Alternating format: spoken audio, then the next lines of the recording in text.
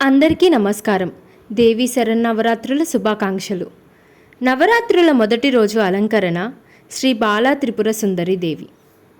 16 ఏళ్ల వయసులో పట్టుపావడాలు కట్టుకున్న బాలికా అవతారమే బాలా త్రిపుర సుందరి.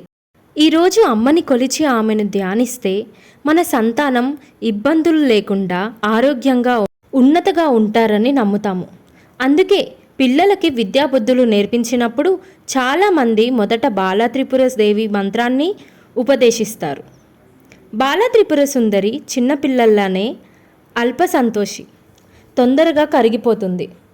ఆమెని వేడుకోవడం ద్వారా ఎవరైనా తొందరగా తమ కోరికలను నెరవేర్చుకోగల అవకాశం ఉందని అంటారు.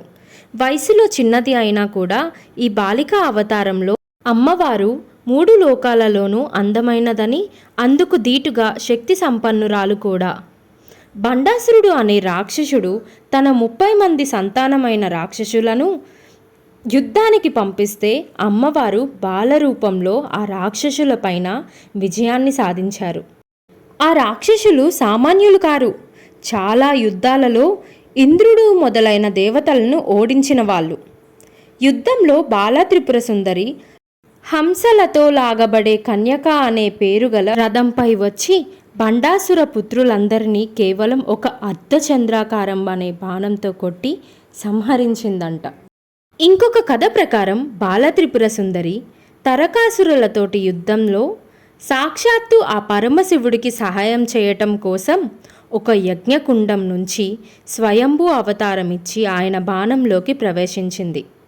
తనకి యుద్ధంలో విజయం పొందడానికి సహాయపడినందుకు శివుడు బాలా త్రిపుర సుందరి దేవికి వరంగా ఆమెను ప్రార్థించిన వాళ్ళందరికీ అన్ని విషయాల్లోనూ విజయం లభిస్తుందని వరమిస్తారు.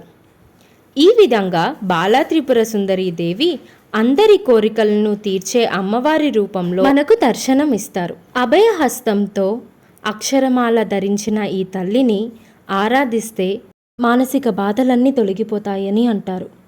నిత్య సంతోషాన్నిచ్చే ఈ బాలా త్రిపుర సుందరి దేవి అనుగ్రహం మన అందరికీ దొరుకుతుందని ఆశిస్తున్నాను. ఈ వీడియో నచ్చితే లైక్ చేయండి, సబ్స్క్రైబ్ చేయండి. రేపు ఇంకొక వీడియోతో కలుద్దాం. శుభమస్తు.